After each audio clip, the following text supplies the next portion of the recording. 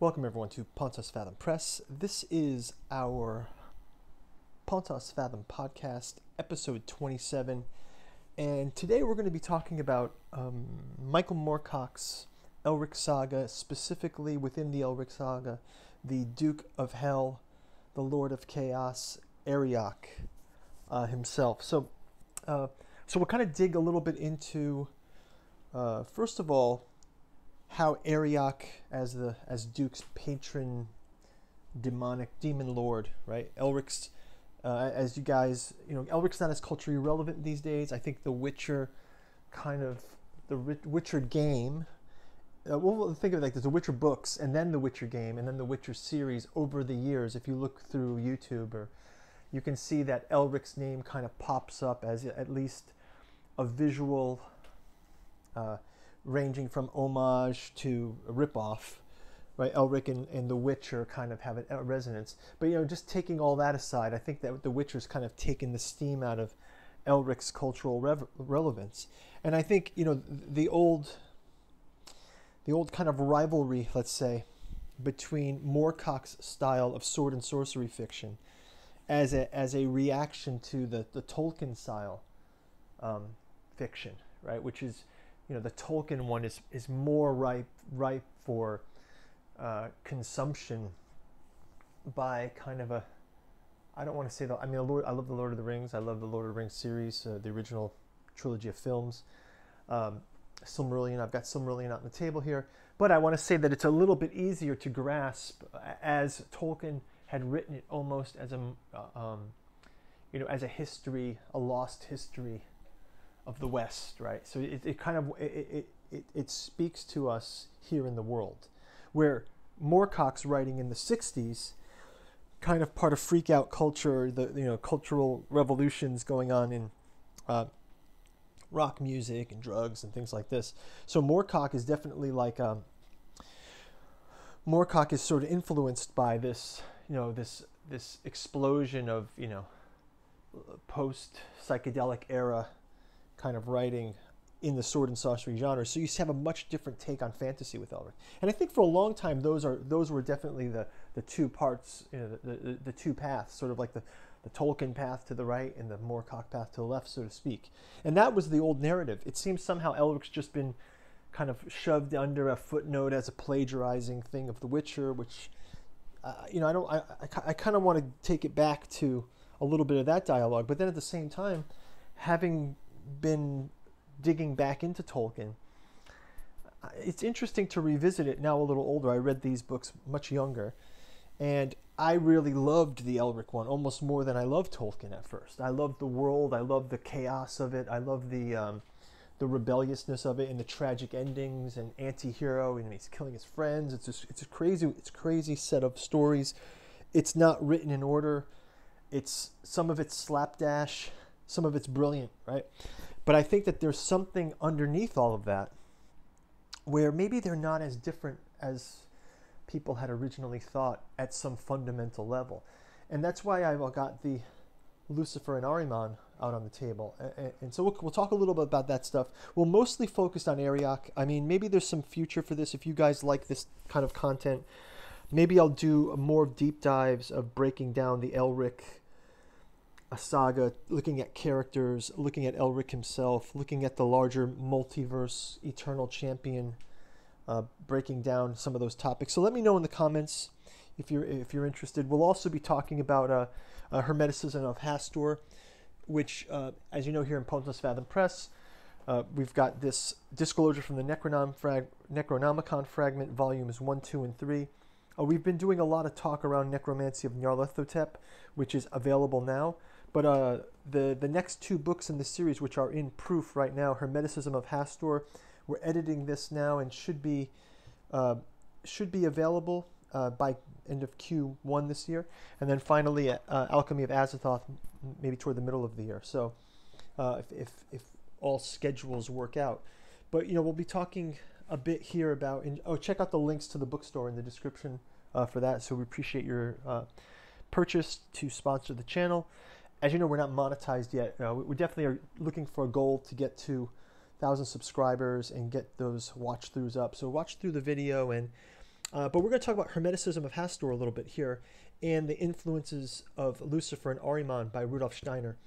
Just because there's a nature in Arioch as the Lord of Chaos, which is very interesting, and we'll sort of also we'll also look into how Sauron's transformation, right? So maybe we'll start out with a quick tour of Arioch's appearances, right? So we start out with in Elric of Melniboné. So as you guys may know, Elric is the albino emperor of the dreaming city of Imrir, and he is the last emperor of Imrir. And he's also a reluctant emperor. As a matter of fact, he doesn't want anything to do with the emperor. He's bored of it, and he hands it over to his cousin Irkun. And he goes off to explore the young kingdoms. But throughout the loosely formed, let's call it Elric mythos, we'll call it, you do start to get these amazing insights into the world building, into the mechanics of how the Elric universe works. And I'm going to start out here with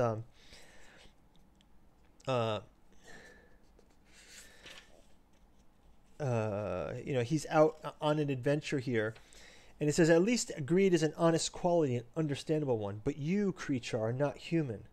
Worse, you're not gods, though you behave as you were.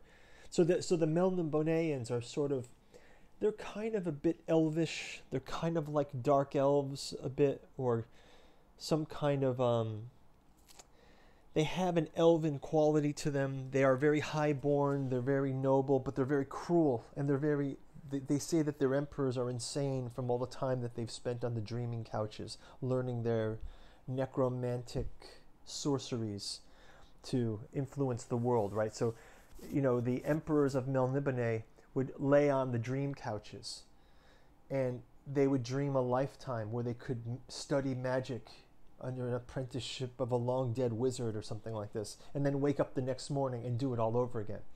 And in some ways, like, they're all mad, right? And so Elric kind of says, I don't want that fate. I kind of want to go off and see the world.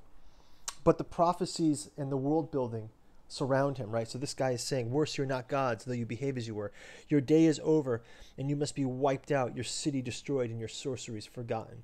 Elric nodded. Perhaps you're right, Captain. I am right. Our holy men say so. Our seers predict your fall, your downfall. The Chaos Lords who you serve will themselves bring about the downfall. And Elric sort of returns and he says, the Chaos Lords no longer have any interest in the affairs of Melniboné. They took away their power nearly 1,000 years since. Elric watched the captain carefully, judging the distance between them. Perhaps that is why our power waned, or perhaps we merely became tired of power. Right, so here we have it, right? So much said in just a couple of sentences, right? Elric says, the Lords of Chaos no longer care about Melniboné, and maybe that's why our power waned. And we see some of that, again, so similarities to Tolkien universe. As the ages descend, we see that the power is diminishing, that sort of source power, further from source, Last dragons, last necromancer, right? The shadow over the land as opposed to the apprentice of Aula, right? Something like this, right? So the next quote here, just to kind of keep going into it. So he's out now with Divimtar, his companion. And then they're confronting Irkun, who is his cousin. And he says, Irkun lowered his head. He was trembling now. Eric laughed. Speak up, cousin. May Arioch and all the dukes of hell torment you for eternity, growled Irkun. He flung back his head, his wild eyes rolling, his lips called, Arioch! Arioch! Curse this feeble albino! Arioch, destroy him, or see Melniboné fall. Elric continued to laugh. Arioch does not hear you. Chaos is weak upon the earth now. It needs a greater sorcery than yours to bring the Chaos Lords back to aid you, as they aided our ancestors. And now Irkun, tell me, where is Lady Cimmeril? So you can see here again, just a little phrase, but it talks about the deaf ear, almost like Conan's Crom. Arioc's not going to listen to the likes of you. And yet, Arioch does listen to Elric because they have plans for Elric. So he says,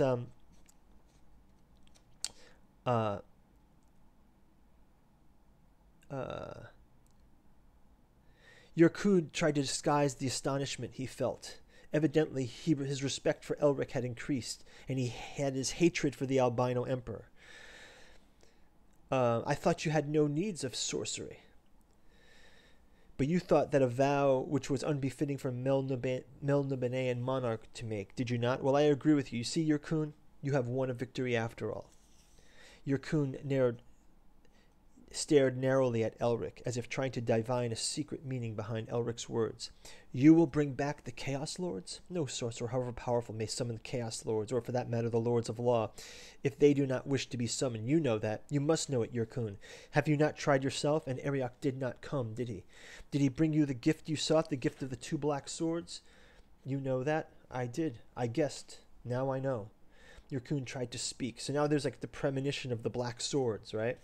And Yurkun Arioch has never been summoned before, right? So that we have Elric will summon him now, right? So he said, he seated himself beside the book and began to think. When he had meditated more than 5 hours, Elric took a brush and a jar of ink and began to paint both walls and floor with complicated symbols, some of which were so intricate they seemed to disappear at an angle to the surface which they had been laid. So again, this transdimensional kind of writing.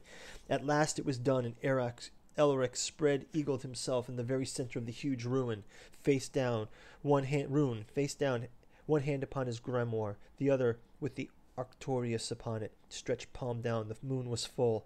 A shaft of light fell directly upon Elric's head, turning his hair to silver, and then the summoning began. Elric sent his mind into twisted tunnels of logic, across endless plains of ideas, through the mountains of symbolism and endless universes of alternate truths. He sent his mind out further and further.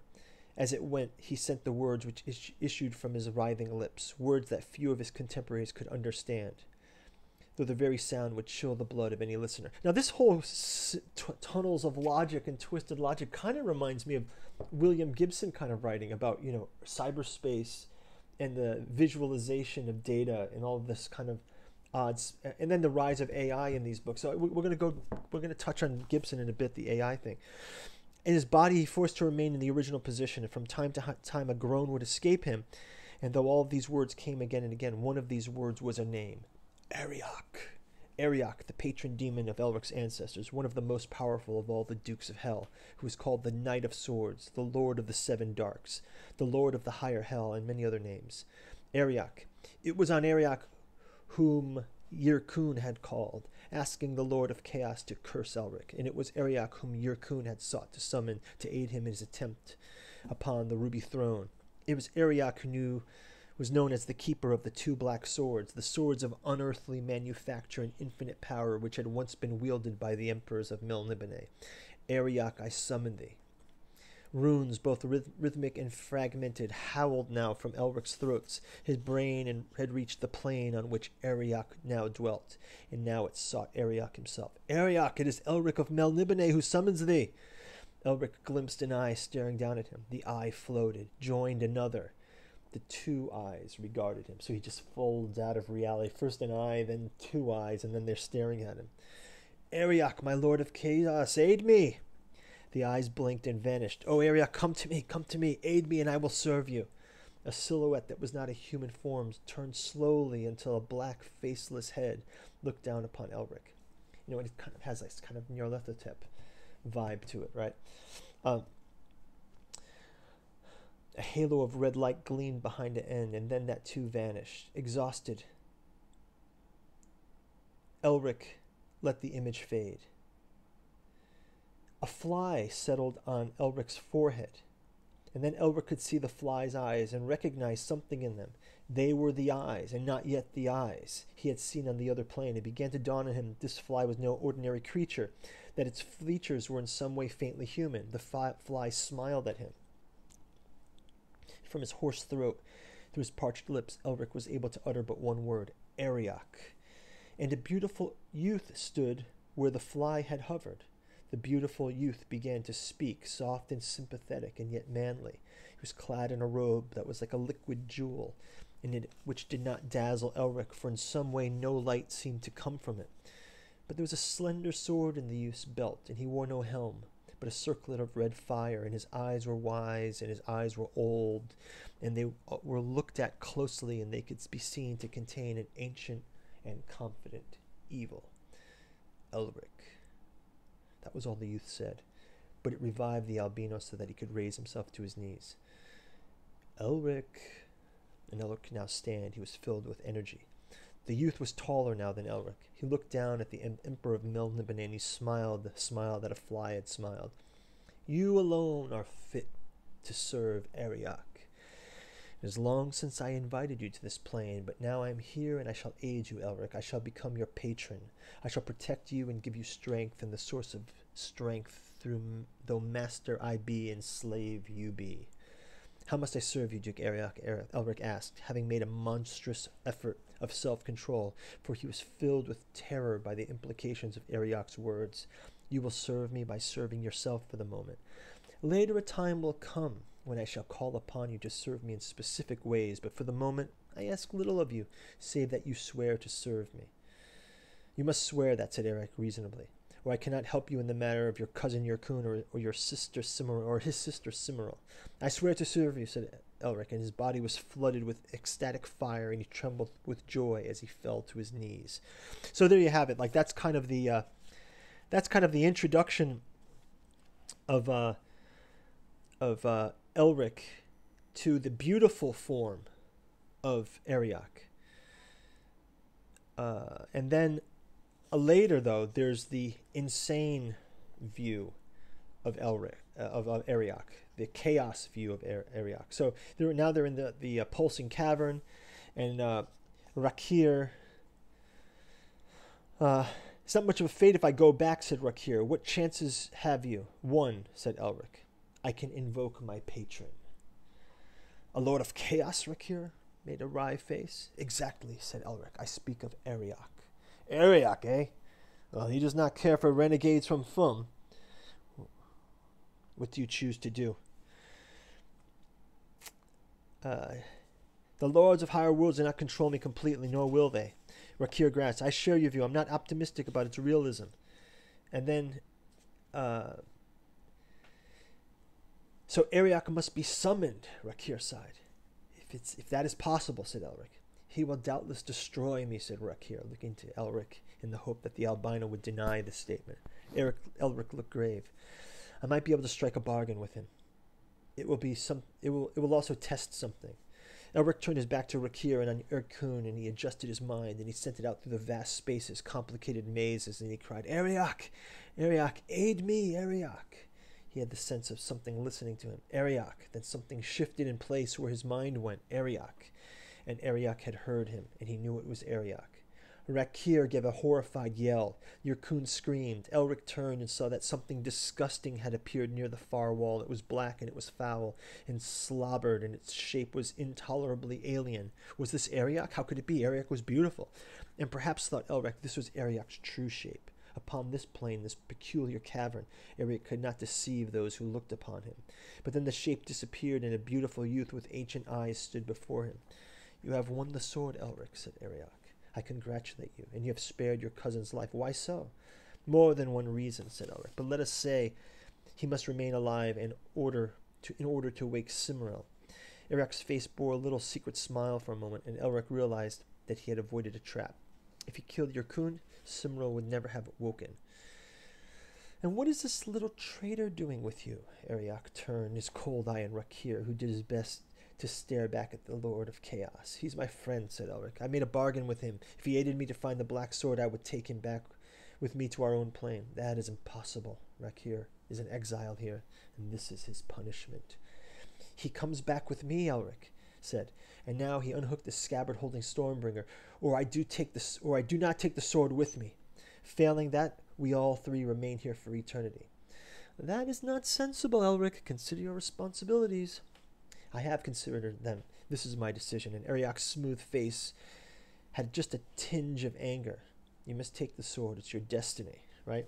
You are clever, Elric of Melniboné. So, yeah, so we get that feel of this antagonizing relationship between Elric and Arioch, right?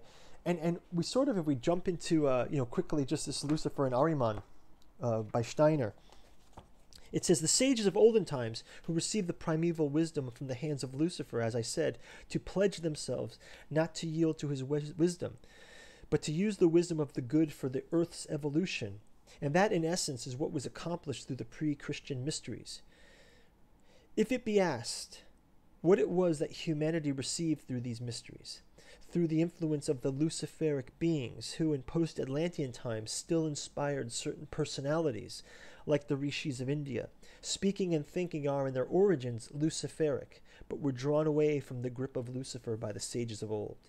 If you are really intent upon fleeing from Lucifer, you must make up your mind to be dumb in the future, and not to think, wow. Wow, right?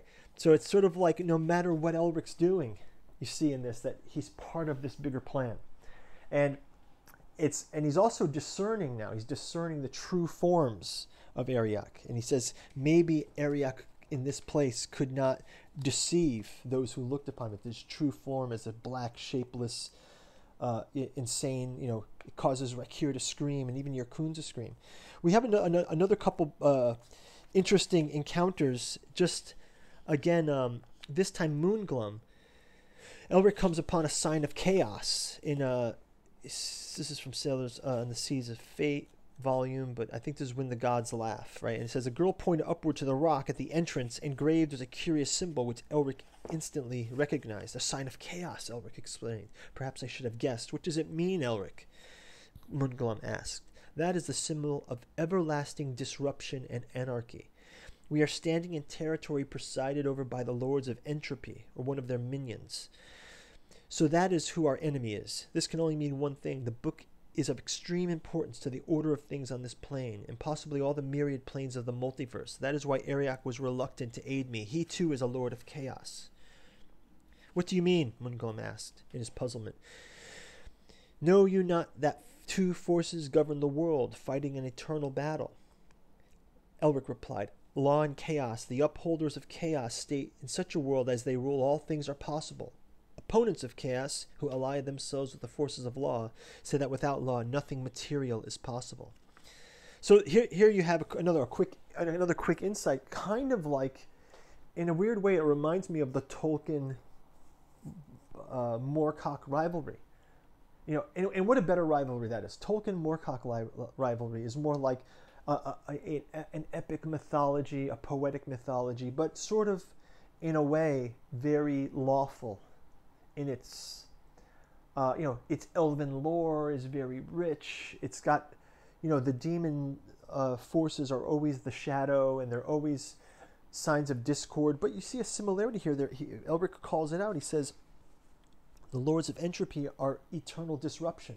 And that goes all the way back to the Silmarillions, the music of Iluvatar, where Melkor rose up a discord to the harmony of the music of the Ainur, right? So in some ways, there's something deep in the chaos lore. Obviously the execution in Moorcock, it's very swords and sorcery, and it's exciting, it's swashbuckling, and it's kind of like shonen manga style. It's got that shonen vibe to it. But yeah, maybe not so distant in its sort of grounding in actual, theosophical thinking or anthroposophical thinking, right?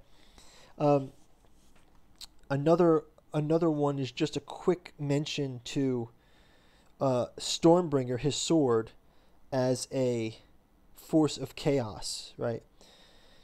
The Rune Blade, he must draw Stormbringer, for the Rune Blade could resist the influence of chaos. So as you guys know, Elric's that sword that he gets in the Pulsing Cavern, the two swords, the Chronicle of the Black Sword. One of them is Stormbringer, and Stormbringer is also kind of like a demon sword, and it's also possessed, and often it drains the souls of its victims, and Elric is empowered by these. But it also can create a bloodlust in Elric, where he's stricken down his own companions. So but he says here that the rune blade can resist the influences of chaos. Now Arioch shrieked the age-old battle ululation of his folk and pressed into the citadel, slashing at the intangible images that swirled on all sides.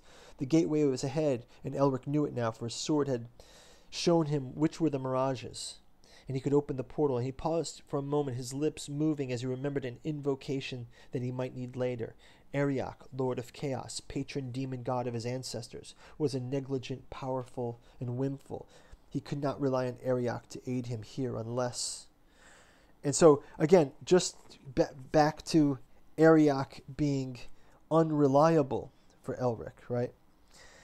And finally, when he's fighting against Balo, another a deity-type person, the Fool, and Elric's eyes gleamed hot, and he lifted his sword, crying, Arioch, master, I invoke thee, Lord of Chaos. Balo started. Cease that, King Elric. Arioch, here is a soul for you to claim. Quiet, I say. Arioch, hear me. Balo let his tiny playthings fall and rose, hurriedly skipping toward Elric. Your invocation is unheeded, he laughed, reaching Elric, but Stormbringer moaned and shuddered in Elric's hands, and Balo withdrew his hands, and his face became serious and frowning. Arioch of the Seven Darks, your servant calls you. Lord Arioch, come reclaim your straying Balo. Balo's eyes widened and jerked the way that they went. You cannot, Balo scampered. Sadly for you, little jester, he can. The voice was sardonic and yet beautiful, and from the darkness stepped a tall figure, no longer the shapeless, gibbering thing that he had of late been Arioch's favorite of manifestations when visiting the realm of earth, but the great beauty of the newcomer, filled with its kind of compassion mingled with pride, cruelty, and sadness, showed that at once he could not be human. He was clad in a doublet of pulsing scarlet, hose of ever-changing hue, a long golden sword of his hips. His eyes were large, slanted high. His hair was long and was golden as a sword. Arioch, Balo stumbled back as the Lord of Chaos advanced. It was your mistake, Balo, Elric said from behind the jester. Did you not realize only the kings of Melniboné may invoke Arioch and bring him to the realm of earth? It has been their age-old privilege, and they have much abused it. Arioch smiled faintly as Balo groveled. However, this service you have done us, Elric, will make up for past misuses. I was not amused by the matter of the mist-giant. So you see here this weird, twisted relationship between Elric and the Lord of Chaos, right? It's much different than the vibe of... and it's much more whimsical. And I think in a way, like, in Hermeticism of Hastur, we kind of talk about, in the King of Yellow, we also have this otherworldly, so Hastur is like the otherworldly creature that, in a way, is both the tentacled kind of, unspeakable horror that Lovecraft always likes to talk about. But in another way, in the yellow tales, in the yellow sign, in like Lars Carcosa and the yellow sign kind of works, Hastur does kind of also have that side where he will let you live in the fantasy of being part of the King in Yellow's court, right? Even in the King in Yellow, you could be living in a rundown urban ghetto, but if your mind was possessed by the spirit of the King in Yellow, you're actually like part of a grand court in your second inner eye, right? So this kind of confusion between reality is definitely something that we see Arioch is able to flip between dimensions, hold different forms, right? So he's kind of a Prince of Lies, to ground it back to this sort of thing, and really jumping into Lucifer and Ahriman. There's a great passage in here that says, talking about this kind of grandeur that we'll see in the yellow sign and we see in Hastur, and sort of the Arioch side of things. And we also see it again in Tolkien. Like, we kind of see Saruman's deception, right? Saruman thinks, he's kind of helping, and like he starts out, he kind of gets possessed by the power. right? In a different way than say a Gollum does. You know, Gollum's possession, or even for that matter, Sam's possession or Frodo's possession by the One Ring, that manifests itself very innocently in a way. But Saruman's, because he's so powerful, he manifests it as basically becoming the man Sauron, like Saruman, right? He raises orc armies. He has one of the two towers, right? It's amazing, right? So, and then we have this passage from Steiner that talks about, and here we come to a chapter that must not be withheld from modern knowledge. If in the future people were to do nothing themselves toward acquiring a new wisdom, then without their consciousness, the whole culture would become Ahrimanic, and would be easy for the influences issuing from Ahriman incarnation to permeate all civilization on earth. What would the result be if people were to follow the strong inclination they have to let things drift on as they are without understanding and guiding into right channels? Those understanding and guiding into that would lead into Ahrimanic culture. As soon as Ahriman incarnates in the destined time in the West, the whole culture will be impregnated with his forces. Right? People could live on as materialists. They can eat and drink. As much may be left after the war, and there would be no need for any spiritual efforts. The Ahrimanic streams would continue their unimpeded course. When Ahriman incarnates in the West at the appointed time, he would be a great occult school that would otherwise be acquired. Let it never be imagined that Ahriman will appear as a kind of hoaxer, playing mischievous tricks on human beings. No, indeed. Lovers of ease who refuse to have anything to do with spiritual science would fall prey to his magic. For by means of these stupendous magic arts, he would be able to make great numbers of human beings into seers, but in such a way that the clairvoyance of each individual would be strictly differentiated. What one person would see, a second and third would not see. Confusion would prevail. Now, see, this is great. This is a great little chapter, a little passage from Steiner. Much the same way as it's talked about with the ring, right? So the possession of the ring of Sauron, right? Everyone might be, or even like think of like the Palantir as another thing of this, right? You can see, but what you get from it is a lie. You know, if you think about,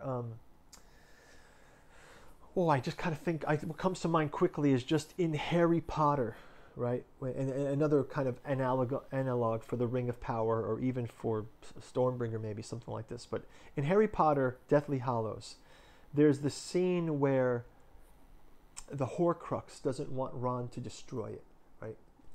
And it starts giving Ron visions of Harry and Hermione as a couple, and they're just like, we never loved you, we never liked you, you know. Come, join me. Don't be friends with us. Don't listen to your friends because we're against you. And it's trying to break his will, right? It's trying to break his will. So this is that weird kind of my precious for Gollum, or it's, Boromir's I'm going to save everyone with the ring, or the idea of, using the ring for good. Gandalf kind of warns that also, that, I can use the ring for good. And then you see Saruman, who had that same exact thing happen to him, where he said, I can use this to bring order to the world. And then it got twisted. And before you know it, he's basically another pawn of Sauron, right? So I think that this is kind of like that richness of the influence of that Ahrimanic force. And we see Arioch, it's kind of like a weird Arioch, Ahrimanic, something there. Arioch is kind of like this. Elric has the sword. Elric summons him. He does the bidding of chaos.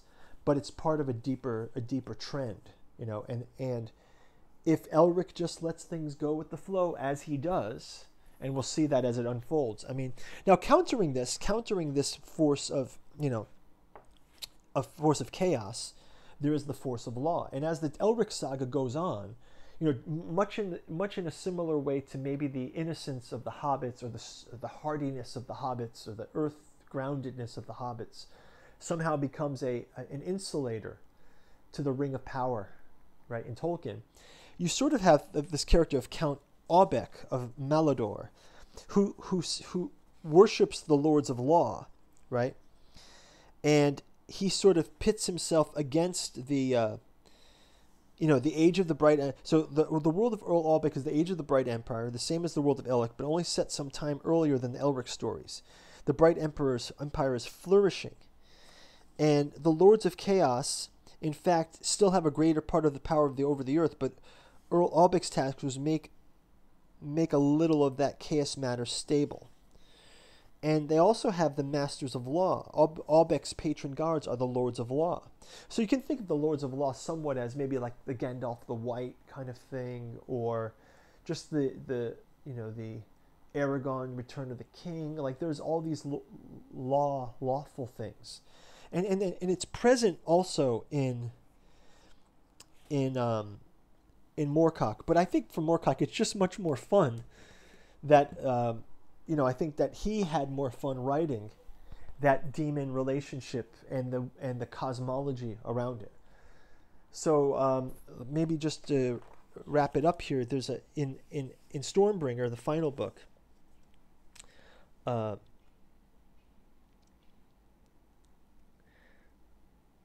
Elric comes upon Arioch again. The dukes of hell had assumed human proportions in the forms of men.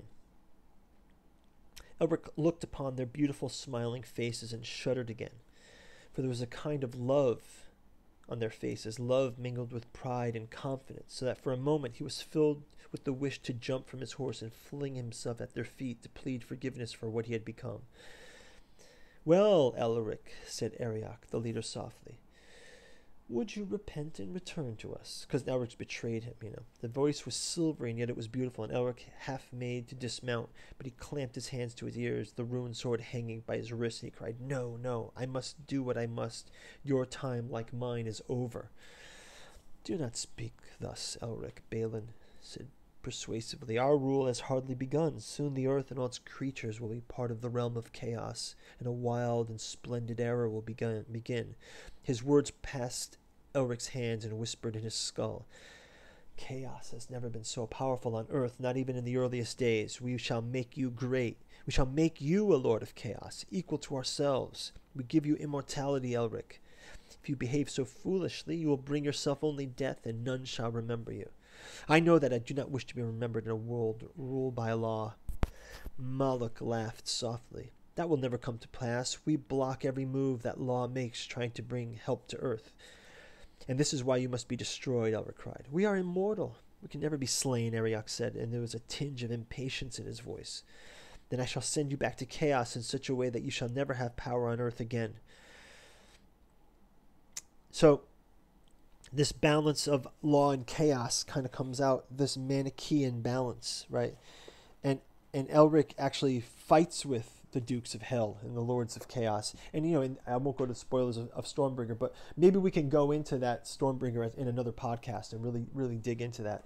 I wanted to call out this quick quote at the end of Mona Lisa Overdrive that was just kind of reminded me a bit of this, because Moorcock also is big on the parallel lives of the Eternal Champion, the multiverse, the Elric story and the Black Sword story.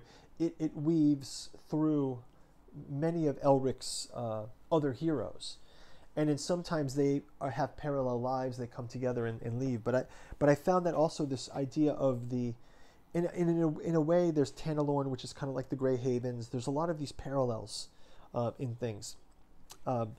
Lost Carcosa, it's kind of like Lost Carcosa as well, right?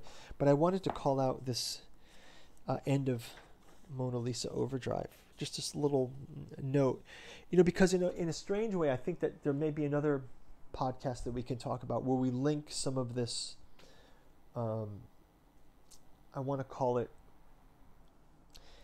anthropomorphic representation of the deities taking on human form, but also their chaos forms, right? Tolkien even has Sauron as the shadow, right? We sort of see the Balrogs or this, like only the eye survives, and then even in Elric, Arioch's eye emerges first, right? The eye emerges first, and then two eyes, and the eyes looked at him, right? And then this idea of the multiple planes, and that there's something beyond that world, whether it's the realm of chaos, whether it's the Grey Havens, whether it's even that odd white room of death that the homunculus of Voldemort is in the films. But I kind of wanted to turn this to the end of Mona Lisa Overdrive, in which the AI an AI become like the internet. Let's imagine if the internet became a sentient AI. That's kind of like the old school trope of the Sprawl trilogy, right? Neuromancer, like the necromancer, the neuromancer is that sentient AI that kind of comes to bear. And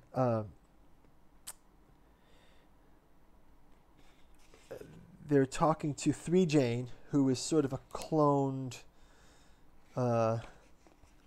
living in orbit, part of the Tesher Ashpool conglomerate family of off-world, hyper-rich, and also art enclave. It's kind of like an art enclave, and it's very, very bizarre, like only William Gibson can write. But just this one little passage somehow resonated with the Arioch, where they said, but dreams of 3 Jane sometimes weary Angie. She prefers her other dreams. So Angie is the girl who can actually dream the internet, let's call it. She can dream cyberspace. She prefers other dreams, particularly those of her young protege. These often come as the lace curtain billows, as the first bird calls. She rolls closer to Bobby. She closes her eyes, forms the name continuity in her mind, and waits for the small bright images. She sees that they have taken a girl to a clinic in Jamaica, but certain things elude her. One special fragment of the puzzle that is history.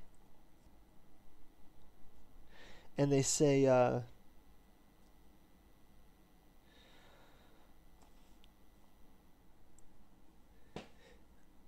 yes, I know, she turned to Bobby. Well, you promised. You tell me why of when it changed. The Finn laughed, and very strange. Ain't a why, lady. It's more like a what. Remember one thing Brigitte told you? There was this other? Yeah, well, that's the what.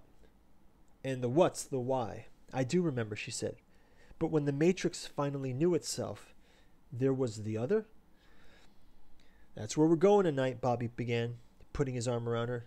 It isn't far, but it's different, the Finn said. It's real different. But what is it? You see, Colin said, brushing aside his brown forelock, a gesture like a schoolboy's in some antique play. When the Matrix attained sentience, it simultaneously became aware of another Matrix, another sentience. I don't understand, she said. If cyberspace consists of the sum total of data in the human system, yeah, the Finn said, turning out to the long, straight, empty highway. But nobody's talking human, see? The other one was somewhere else, Bobby said. Centauri, Colin said. Could they be teasing her? Is this some kind of joke of Bobby's? So it's kind of hard to explain why the Matrix split up into all these hoodoos and shit. But when it met the other side, the Finn said. But when we get there, you'll sort out the idea. My own feeling, Colin said, that there's so much more amusing than all this. Are you telling me the truth? Be there in a New York minute, said the Finn. No shit. So here it is, like, right? A weird poetic kind of end of a novel, a little bit of fireworks at the end of a book, just to say that, just when you perceive a sentient internet, the sentient internet perceives another internet that is coming from Alpha Centauri, the sum data, right? And then you think of this, if you think of the Elric multiverse, in which each plane has a hero and each hero has a plight. This is kind of also in Tolkien, right? And this is where Tolkien has the ages. You know, we have the age of the trees and the ages of the Silmarils and then the ages of the sun and moon, and then we have our age, you know? And even in the Elric world, chaos finally does destroy the world. Elric is key into destroying the world. And then chaos and the balance disrupt the Bright Kingdom's world, and it disrupts the world of the male Nibanaeans. And then our world is born out of that world. So you sort of have this idea of the cycles of time and of the planes and of the ages, Jung's ion. We've talked about that here before on the channel. So yeah, lots of rich stuff here. I really liked this lecture at the end of this talk of, if you do nothing, the Ahrimanic force will come along and sort of do things for you, right? So he says finally here, what one person would see and split, a third would not. Confusion would prevail, and in spite of being made receptive to clairvoyant wisdom, people would inevitably fall into strife on account of sheer diversity of their vision. Ultimately, however, they would be satisfied with their own particular vision, for each of them would be able to see into the spiritual world. And this way, all culture on the earth would fall prey to Ahriman. Human beings would succumb to Ahriman simply through not having acquired by their own efforts what Ahriman is ready and able to give them. No more evil advice should be given to say to them, just stay as you are. Ahriman will make all of you clairvoyant if you so desire. And you will desire it because Ahriman's power will be very great. But the result would be the establishment of Ahriman's kingdom on earth, and overthrow everything hitherto by human culture. All the disastrous tendencies unconsciously cherished by humankind today would take effect. Our concern is that the wisdom of the future, a clairvoyant wisdom, shall be rescued from the clutches of Ahriman. Again, let it be repeated that there is only one book of wisdom, and not two kinds of wisdom. The issue is whether this wisdom is in the hands of Ahriman or of Christ. It cannot come into the hands of Christ unless people fight for it. So here you have, in a way, you have Christ as the eternal champion, right? And you also have that same theme with the hobbits. The hobbits become our champions. They're innocent, they're noble, they are dedicated, they're friendly, they're serious, and they're of the earth, right? So it's fascinating how, you don't stray too far from each other. So maybe we'll do another. Let me know down in the comments if you'd like me to do some more deep diving on this. I'd love to do sort of more Tolkien Moorcock things. I'd also maybe like to do a series just on the Moorcock stuff if you guys like that. Can dig deep on Elric, can look at the different structures of it. We can do an episode on Stormbringer. I think maybe the Ring of Power, Stormbringer, the Horcrux, the Hokyoku from the Bleach Saga. There's a lot of magical items that I think would be interesting to do a podcast on. So let me know in the comments. Thanks for listening this long. If you're still here, much appreciate you listening. Join us in our next podcast, and thanks a lot. We'll talk to you soon. Bye-bye.